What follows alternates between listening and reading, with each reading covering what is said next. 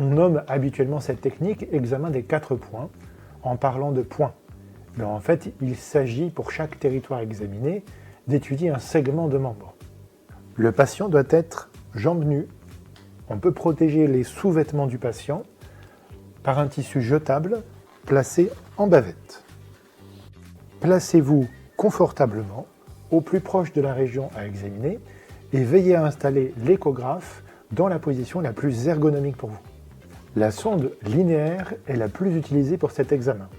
Cette sonde a une faible profondeur de champ et une empreinte étroite, ce qui facilite la vision et la compression des structures veineuses.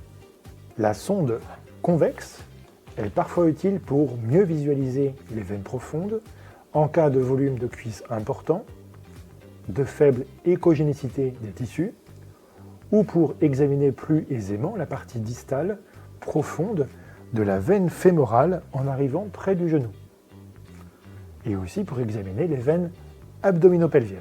La main non dominante peut parfois lâcher le clavier de l'échographe et servir de contre-appui pour faciliter la compression des structures veineuses.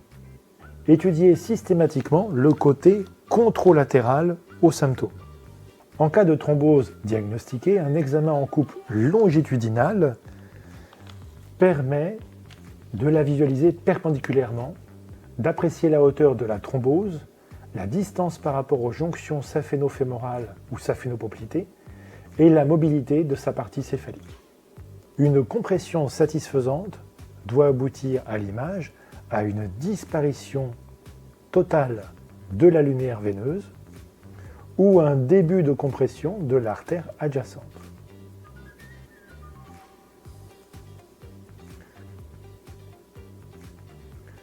La recherche de la compressibilité totale doit être effectuée tous les 2 cm environ.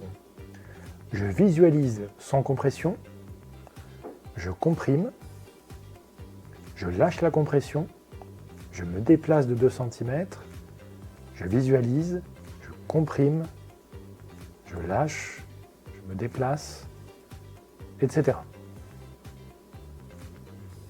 La visibilité des structures et la compression sont facilitées par la perpendicularité de la sonde par rapport aux structures.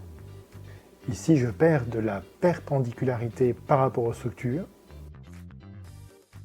Ici, je suis perpendiculaire.